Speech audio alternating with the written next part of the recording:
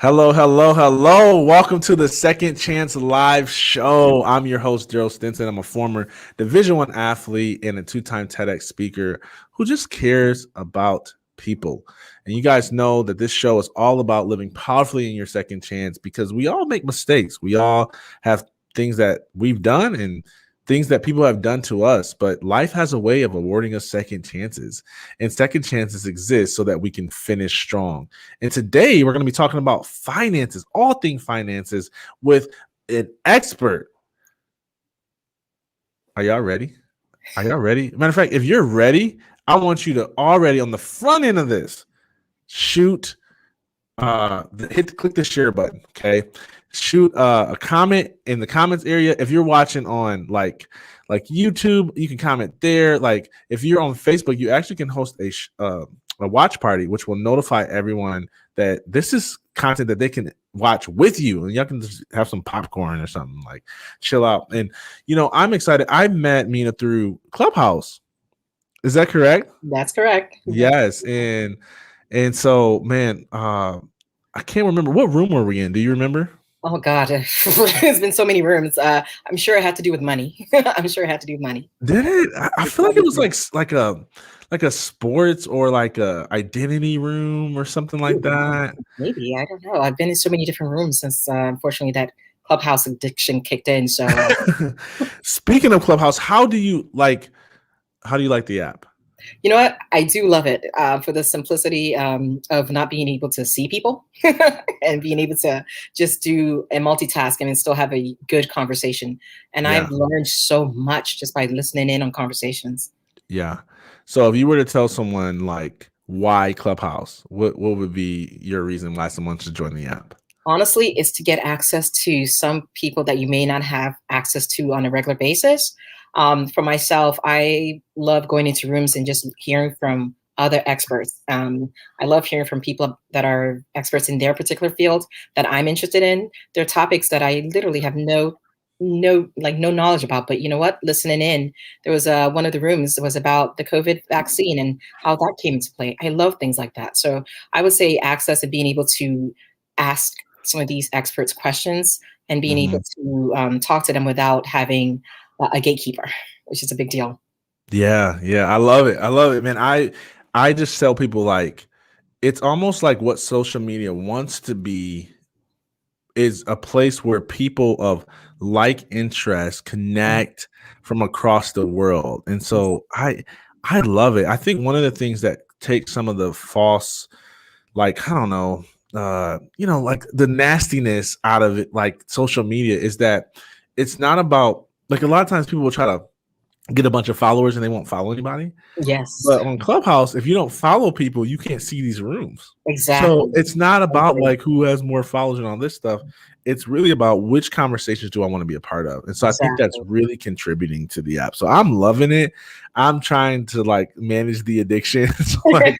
but obviously I'm so grateful that it brought us together. This is the power of the app, is because I heard her voice, and I forget when I made the ask, but I was just like, apply for the show, because she added a lot of value, and I knew if she added value there, she'll add value here. So I'm going to read her bio, and while I do that, I want you guys to be thinking about who you know in your network who could benefit from her expertise and her story.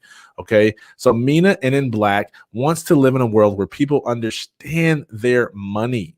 Oh man, like, she's going to help us understand our money today, and she wants to work with people who are interested in finding ways to grow it and are unashamedly, what is that word? Abashedly? Is that a real word?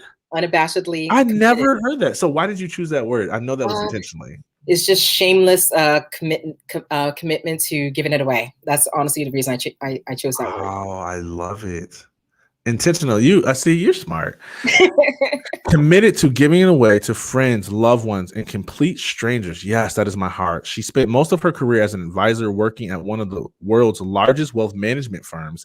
As a personal finance expert, she's been featured in Ebony magazine, Investors Business Daily, Bankrate, New York Times, GoGirl Finance, and other publications. Here's one of her quotes. I come from an immigrant family where two things matter the most: a good education and being responsible. For as long as I can remember, my dad has told me it's not how much you make, but how much you save. I love it. So I'm done talking too much. I want to know, at what point did your heart for being generous get birth? I think it honestly stems from my background and my upbringing. And what I mean by that is I grew up, I spent the first 8 years of my life. I was born in a country called Ghana, West Africa. Yeah. So if you've ever been to Ghana and you've ever been to Africa or any of the developing nations, there's a lot of opportunities that are missing.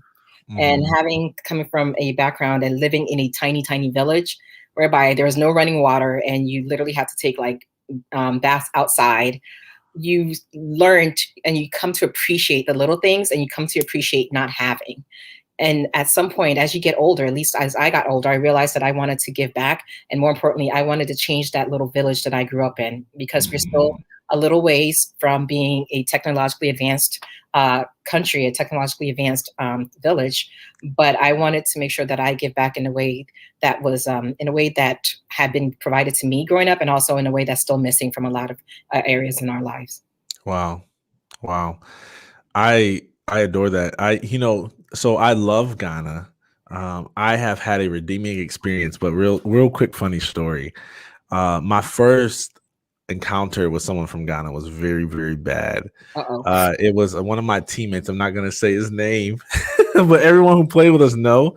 And he asked if he could borrow my lotion. And I was like, oh yeah, sure, man. I gave him my lotion. And like I kept asking him, like, hey, let me get my lotion back. And he wouldn't give me my lotion back. So one day I was like, maybe he just keep forgetting. So I go and I knock on on the door. I'm like, hey man, like, let me get my lotion back. He was like, this is my lotion. And I was like, oh, okay. Whoa. I was like, okay. He he wants to play. So true story. So I had a BB gun. And one day he was coming out of the apartment complex, and I rolled up, and my friend was driving the car, and I rolled down the window, and I was like, "Hey man, so you gonna give me my lotion?" He was like, "No, I ain't giving you a lotion." He said some other words, but basically he said, "No, I ain't giving you a lotion." I was like, "Oh, okay," and I just tore him up with the BB gun. Where's the story going? Oh my gosh! I tore him up with the BB gun. He was so mad. He was so mad. He was trying to fight me, and it was hilarious. Yeah. So, anyways, since then I've met some great people, and I admire your culture, and just I've tasted some food. Oh my gosh, yes, flavorful, yes, like amazing. That is the best description of our food. So, anyways, okay, talk to us about finances. So, go ahead. Where if someone's like, you know what, I am a mess. I'm like the average consumer in America. I'm in debt. Where do I start, and how can I begin to build wealth? So the first thing I always tell people, one of the things that we focus on in my company is we focus on 3 steps, which is we first focus on your mindset. That's the first thing, is you have to be willing to put in the work. Yeah. You have to be willing to see what's possible for yourself, for your family, and for anyone or anything that you care about, right? So you have to get your mindset right. You have to see what's possible, because one of the hardest and biggest challenges as an advisor that I've encountered is getting people to see that there's a whole world of what I like to call untapped wealth that most of us don't have access to, right? But we are able to get it if we're able to see that there's all these possibilities out there, right? So we have to get our mindset ready to actually start working on our finances, and our mindset ready to accept wealth, right? Whether we realize it or not, money is energy, and being able to attract that kind of wealth, at least the wealth that I think most of us are aiming for. And I'm not saying wealth in the sense that everybody wants to be a multimillionaire, although there are quite a few people that do, right? Right. But I'm saying wealth in the sense that whatever wealth means to you, being open to receiving that, right? So that's the first step, is get your mind right. Get your mind right. Check yourself. Make sure that you are open to receiving. Make sure that you're not being negative and saying, well, I'm never going to make $1 million, or I can never reach the status of being an angel investor. We got to get all that talk out, all that negativity out, before we can actually start working on the second step, which is the fundamentals, right? So if you have debt, if you have no savings, which is very typical and very common here in the US, right? The first step I always tell people is, let's make sure that we have a little bit of emergency savings set aside, right? If you're single, make sure you have at least 3 months worth of your living expenses set aside. If you're single with kids, try to aim for at least 9 months worth of living expenses. Now you may say to yourself, wait a minute. That's a lot of money that I got to come up with, which is understandable. What I'm saying is take your time. Nobody's saying that you have to build this emergency savings overnight. Take your time and be smart about how you bring in the cash flow, because that's really at the backbone of everything that you're going to do going forward is the cash flow. We need to make sure that we have some income coming from lots of different sources coming in at any given point, and essentially recurring over the next few months of the next year, essentially for the rest of your life. Your goal is to make sure you have recurrent income of some sort, and you're building that as much as possible. So the first two things you're going to do is work on your mindset, and then we're going to make sure that we have a little bit of emergency savings set aside so that we can focus on the other steps, which is next thing is paying off any high interest debt that we have. Notice I didn't say pay off all debt. And you may hear some people tell you that debt is bad. I'm actually on the other side of things when it comes to your finances. I actually think debt can be good for you, and in the sense that you can actually use debt as leverage to grow wealth. So those are the first few things I always tell people to focus their attention on. That's really good.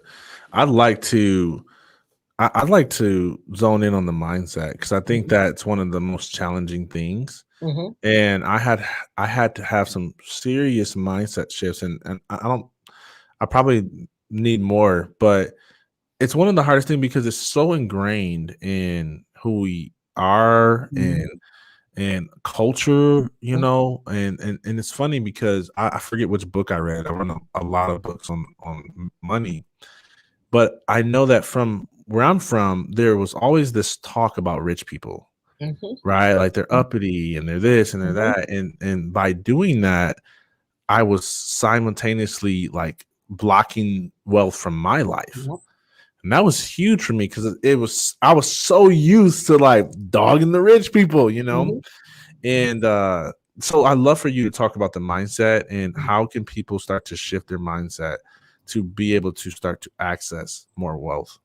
So I think if you think about it in our culture, in American culture, at least even in Western culture, think about all the shows about the wealthy growing up, right?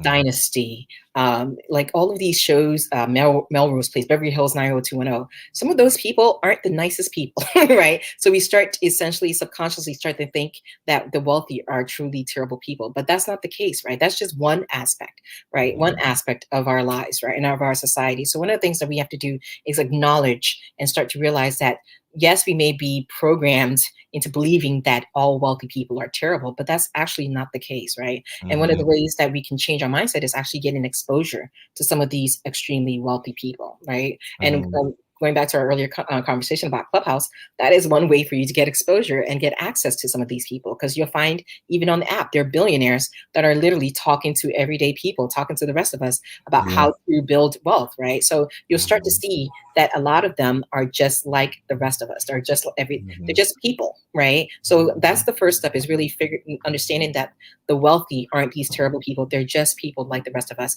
and they have worked to get to where they are, or they may have essentially been born into the wealth, right? But regardless of how they got there, understand with your mindset, the first step is really understanding that being wealthy and those people are just like you. There's absolutely no difference between you and them. That's the first thing you have to realize. Yeah. I love it. I'm going to speak to a different demographic of people at one point, but I know the hardest thing to do sometimes is to get started, you know, and you spoke to that when you talked about fundamentals. It's not going to happen overnight, little by little, but I hear this all the time because I used to do a little bit of this when I went through, like, I did Dave Ramsey's program and all this stuff, paid off debt. And so I started like, oh, I want to help other people. Not my thing. Not my thing. But I remember when I was doing that, there was always this like, I'll just make more. I'll just make more. And I would say, you know, similar to your father's quote, I would say it's not about how much money you make, it's about how much money you keep. Your dad said save, it's probably better. but it's this, it's like, I make 30,000 a year and my expenses are 27,000 a year. Like, it's just like, it feels so hopeless. And so there is like, you decrease expenses and you increase income. I'd love to hear your thoughts on someone in that situation. Maybe they make 30, 40 grand a year and they want to increase their income? So this is the thing about income.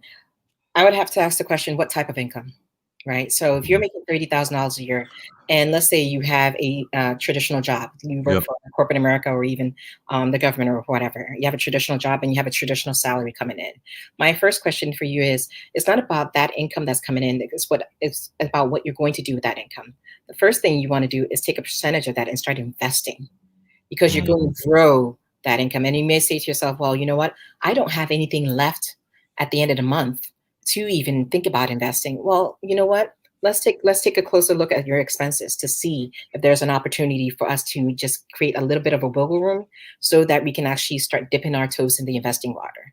Let's Mhm. see if we go ahead and if our company offers us a retirement plan of some sort, right? And we go ahead and just change our contribution levels, even just by 1%, it will have such little impact on our paycheck, but such a big return on the back end, That's right? true. There's an Mhm. opportunity for us to really build and grow our money that way, right? So the first thing I would say is let's actually take a look at your cash flow. You need to be cash flow aware and see what's coming in, that income that's coming in. Is it really being put to good use? Right? You may Yeah. say to yourself, well, I have to pay for my kids' stuff. I got to pay for the housing, the groceries. But okay, there's still opportunities for us to essentially minimize some of our expenses and Mm, use a small portion to pay to invest, right? mm, And you can start dipping in your toes in investing waters while you're thinking through all this by investing in these, by enrolling in these micro investing apps that are out mhm, there, right? An opportunity for you to start investing using like Acorns or Stash, right? mhm. And essentially just dipping your toes in investing waters. And by the end of the year, if you use your debit or bank card, right, that's how they work. Is they essentially round up to change and invest it. Excuse me, they invest the change for you. By the end of the year, you could have $500 or $1,000 saved in an investment account that you probably wouldn't have otherwise had you done something different, right? Had you just Mm, literally spent that money or focused your attention on just paying bills. yeah. And the clients that you worked with, what do you think is the hardest thing about them achieving results? Honestly, the biggest challenge is the first step, which is the mindset. Mm, At first, is the mindset, because having them realize that it is possible to get to whatever goal that they want to get to, that is a big challenge for them because they're so used to a certain way of life, right? yeah. And telling someone that, hey, you know what, you're telling me you want to bring in over six figures this year, right? And we are making $50,000 or $40,000 this year. Okay, there's nothing wrong with that, and we can get you there. But let's figure out what's going to help us get there. Do you think it's even possible for us to make up that difference, that $50,000, $60,000 difference? If your immediate response is no, then we have a lot of work to do, right? We have a lot of work to do to get us to the point where we're actually being able to create that six-figure income. But for me, that's been the biggest challenge, is just getting that mindset shift in place so that Mhm, they see that they can actually not only reach it, because once that mindset shift happens, they're actually willing to put in the work, which is the mm. key right there. Yeah, I love it. You mentioned earlier, and as you were giving kind of the overview of the three areas, that there's untapped, you know, sources of wealth building or assets or whatever. Like, I love for you to share some of those. What opportunities are people missing out on that they may not be aware of? Sure. So the second piece that I mentioned was the fundamentals. The third piece is called, we like to focus on investment income, right? And what I mean by investment income is I refer to that whole world as untapped wealth. So it's not just investing in the stock market, right? It's also doing things like if you reach the status of being an angel investor, investing in private companies. Imagine being able to invest in the Googles, the Twitters of the world before they become the Googles and Twitters, right? That's a great way for you to build meaningful wealth, right? By investing, providing capital to some of these companies and essentially helping them grow and expand.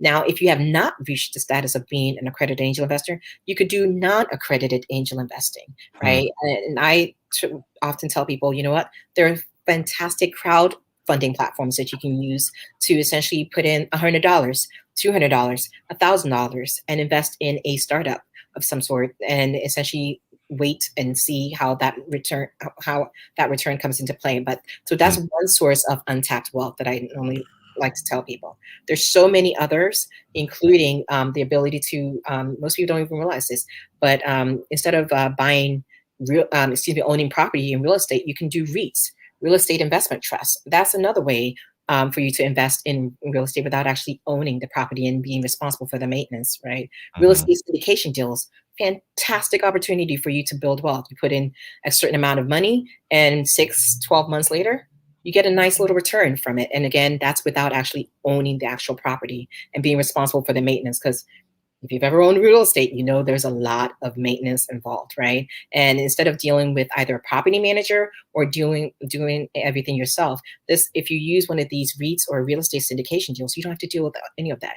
You put in the money, and then you just wait for the return to come back to you. I love it. You want to live in a world where people understand their money and are interested in finding ways to grow it and give it away. Yes. Unabashedly, which is a new word I learned today, considering my college education. Committed to giving it away to friends, loved ones, and complete strangers. I'd love for you to talk about why you decided to put that in your bio and make that a priority for the type of people you work with. So one of the my mottos, as just my overall motto as living, is that I do not walk alone. And what I mean by that is that I walk this earth. There's so many other people. We all do, right?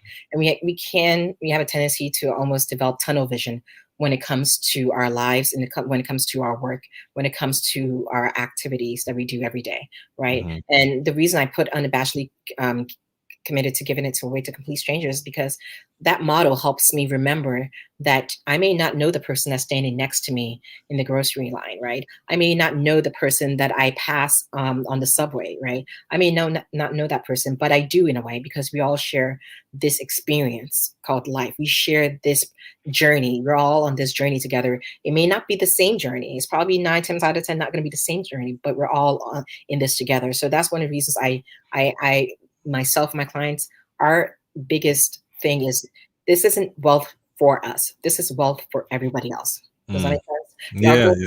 Build it so that we can essentially leave the world better than we found it. I love it. Man, I actually want to know a little bit more about that, because is there a specific instance where that was kind of ingrained into you?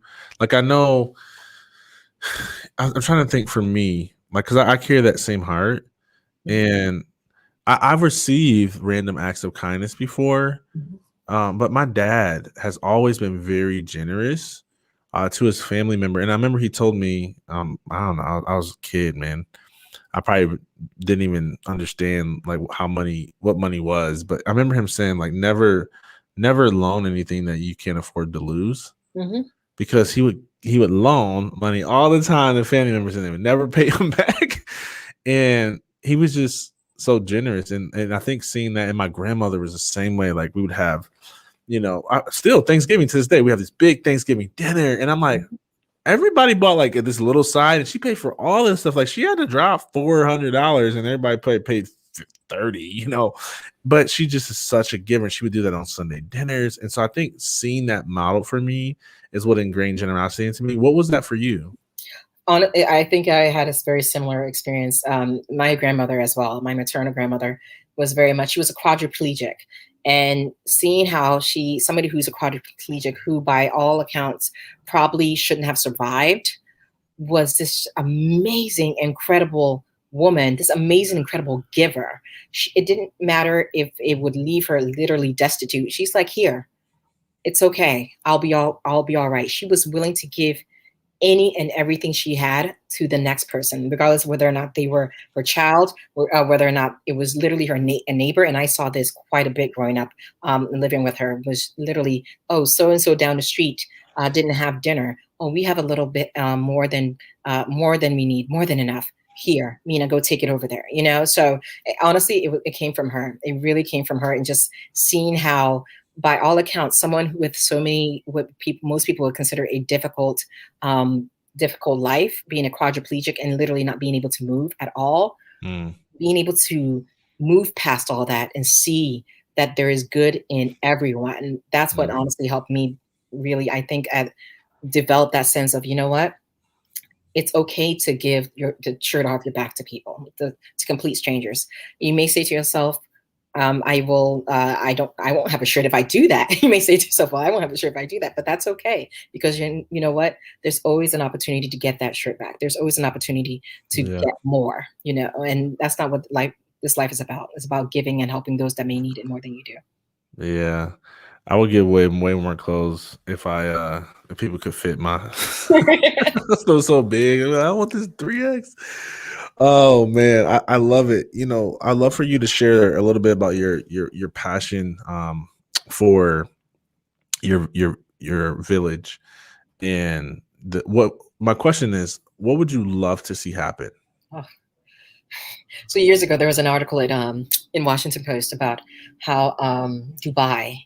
I don't know if you've ever researched how Dubai literally turned from a sand desert to what it is today, right? No, but I know I got a lot of friends who keep going to Dubai and ain't nobody taking me yet. I'm still mad. I'm salty about that. But that article was just so interesting. It focused. The article was about how that transition occurred in such a short time frame. Right.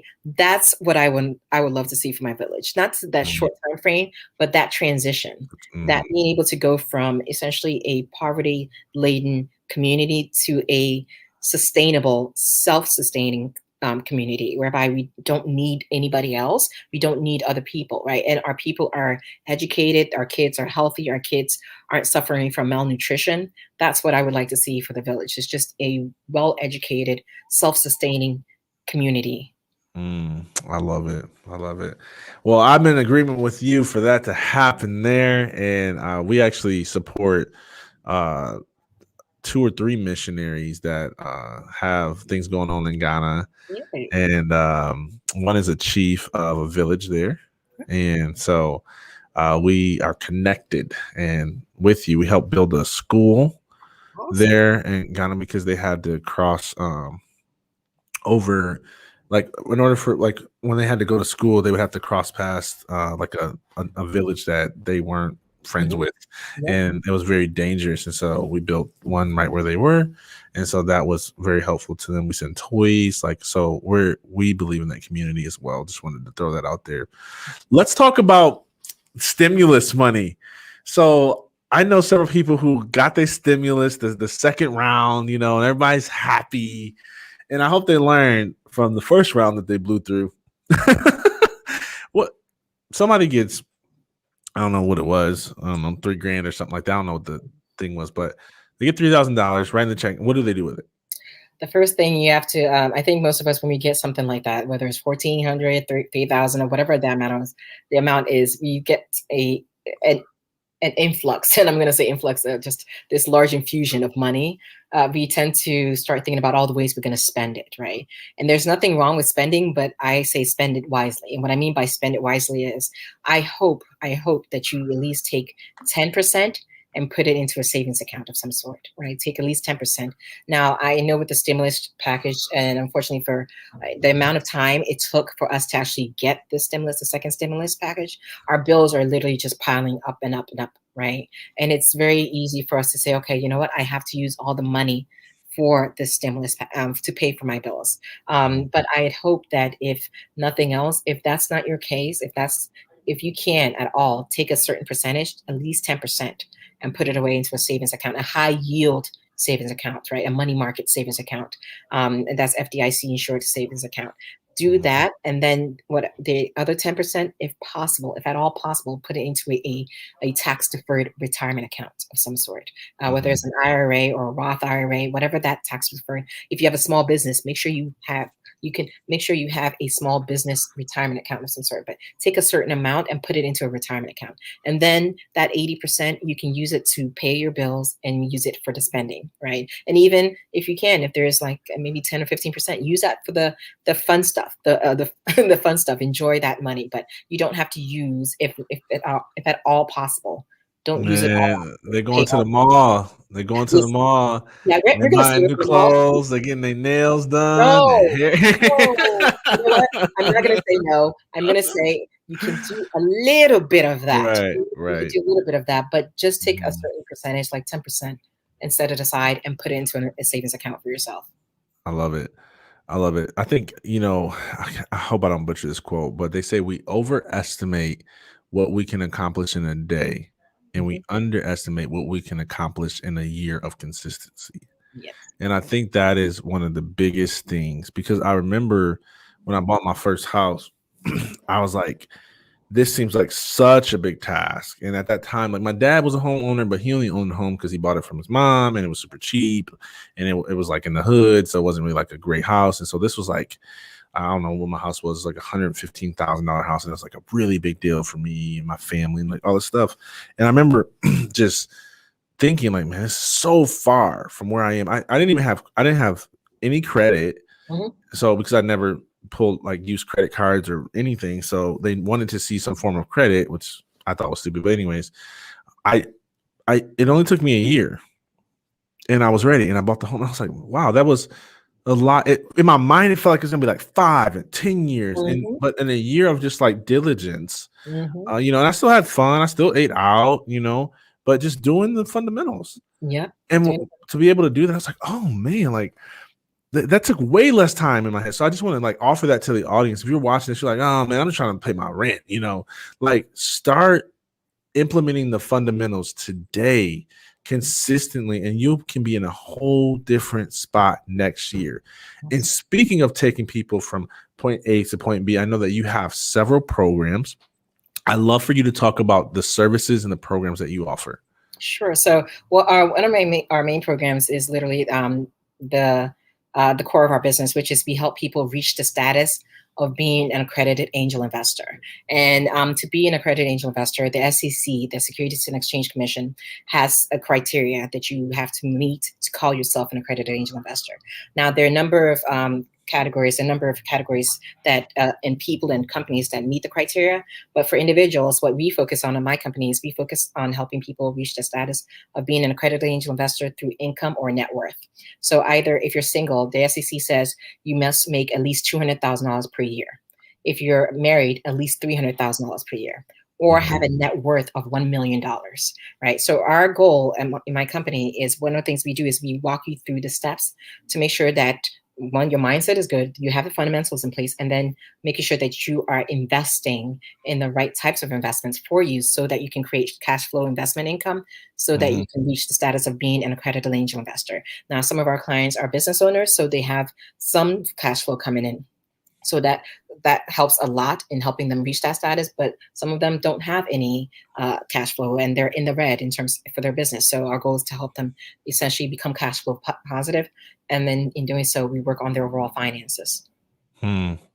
I love that. And what's the point of becoming an accredited angel investor? Absolutely. So to be honestly, the whole point is access. And what I mean by access is that once you reach the status of being an accredited angel investor, you can choose what you want to do with your life. So one of the things that I tend to focus on with my clients, and one of the things that we talk about in our business is, imagine if you woke up tomorrow and you decided you didn't feel like working.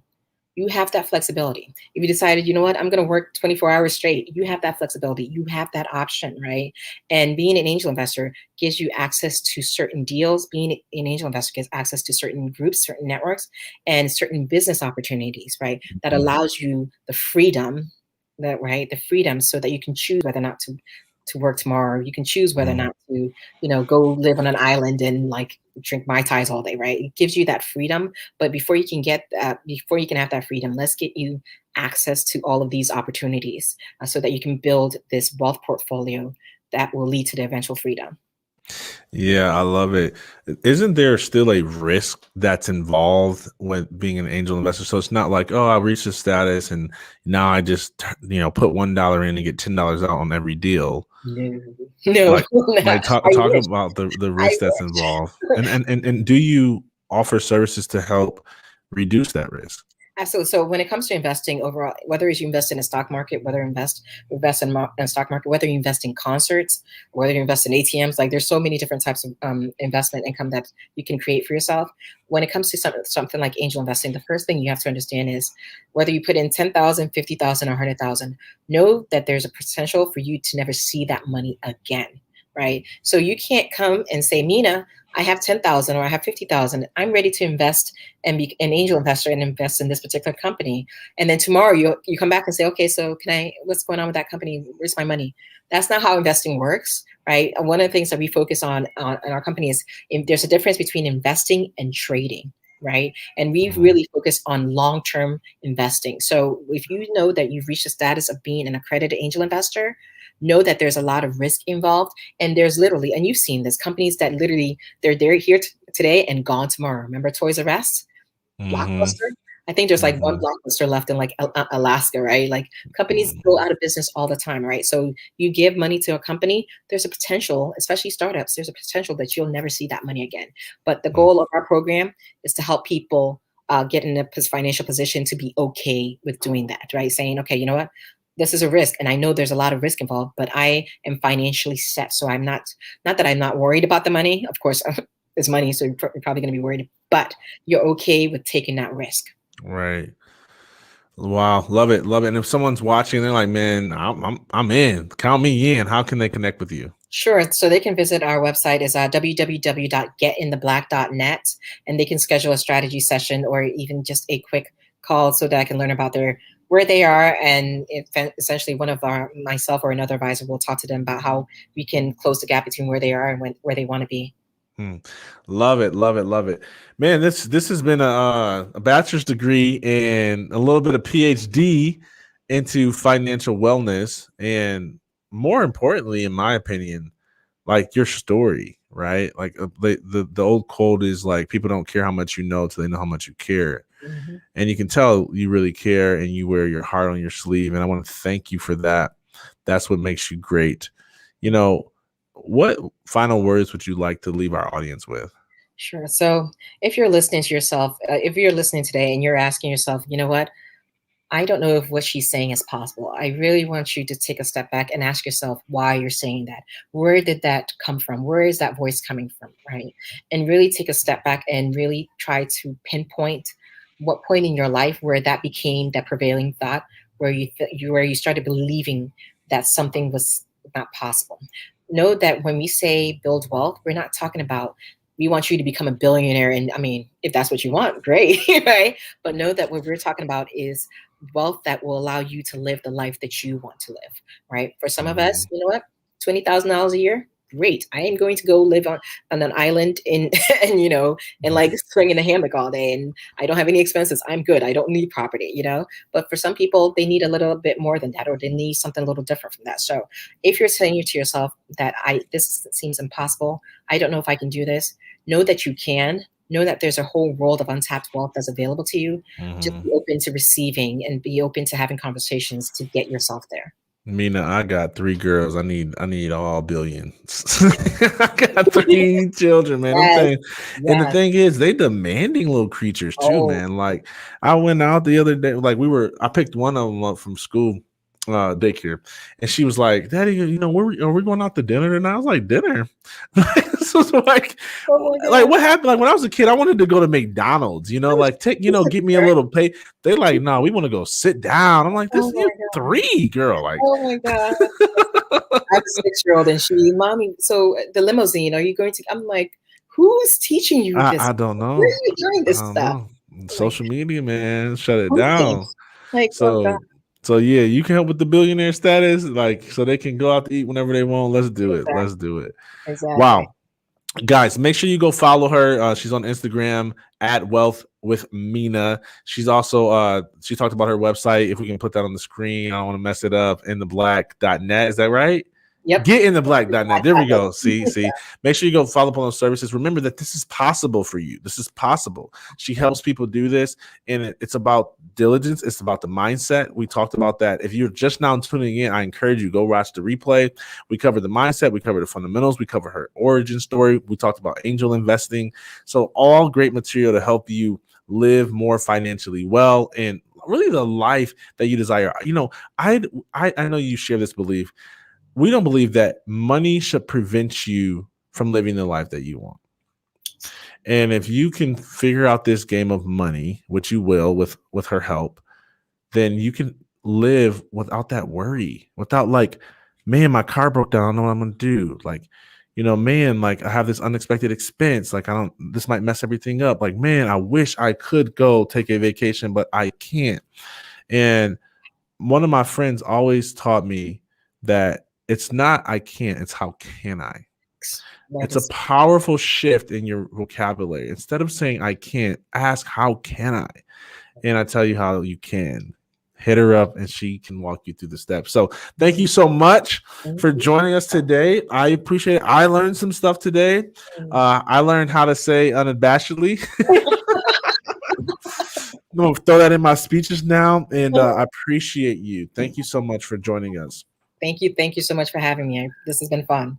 Thank you, guys. Man, share this with people that you like, love, or care about, or like, you know, man, share this with someone who maybe a stranger. You know, you see how important like blessing others is. And we talked about like you may not even know them, and this could change their life. Maybe someone's going through a hard time, and you're like, man, I don't know who this person is. That's like my 17th, 100 follower on Facebook, but I'm going to send this video to them and say, hey, if you're interested in living more financially wealthy, like go ahead and just like watch this video for a second.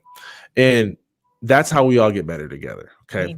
So always remember that no matter how many mistakes you've made, no matter how bad you messed up, no matter who hurts you, no matter how hopeless or helpless life may feel, life has a way of awarding us second chances, and second chances exist so we can finish strong. So let's finish strong this week, my friends. Until next time, I'll see you later. Peace.